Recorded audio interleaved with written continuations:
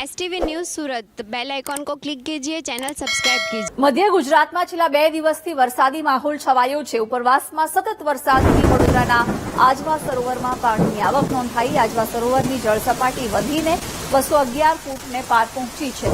સરોવરના તમામ 62 દરવાજા ખોલીને પાણી છોડવામાં આવ્યું છે। વિશ્વામિત્રી નદીમાં ડેમમાંથી 1540 ક્યુસેક પાણી છોડાયું છે। પાણી આવતા વિશ્વામિત્રી નદીની જળ સપાટી 14.60 ફૂટ થઈ છે। વિગતો સાથે સંવાદદાતા માનુ જોડાઈ ગયા છે। માનુ, વિશ્વામિત્રી નદીમાં પાણી છોડવામાં આવ્યું છે, આજવા સરોવરમાં પણ પાણીની ભારે આવક, શું પરિસ્થિતિ? ઉપરવાસમાં ભારે વરસાદ પડ્યો ને એના કારણે વડોદરા કોર્પોરેશન વહીવટી તંત્રે આ નિર્ણય કર્યો છે। આજવા સરોવરના 62 દરવાજા ખોલી અને વિશ્વામિત્રી નદીમાં પાણી છોડવામાં આવી રહ્યું છે, કારણ કે હજુ આગામી 2 દિવસ ભારે વરસાદની આગાહી છે।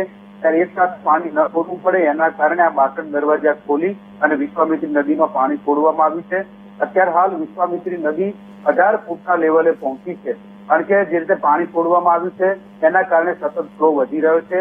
જોકે હજુ વિશ્વામિત્રી નદીનું જે ભયજનક લેવલ છે 28 ફૂટ છે અને એના કારણે ચિંતાનો વિષય નથી, પરંતુ અગમચેતીના ભાગરૂપે ડેમમાંથી આ પાણી છોડવામાં આવી રહ્યું છે કે જો ભારે વરસાદ પડે વડોદરામાં અથવા તો આજવા સરોવર આજુબાજુ વરસાદ પડે અને વધારે પાણી છોડવાની જરૂર પડે તો પૂરની નોબત ના આવે, અને એના કારણે અત્યારે આ પાણી છોડવામાં આવ્યું છે ને વિશ્વામિત્રી નદી અત્યારે 18 ફૂટના લેવલે વહી રહી છે। જી, બિલકુલ માનુ, આભાર જાણકારી આપવા બદલ।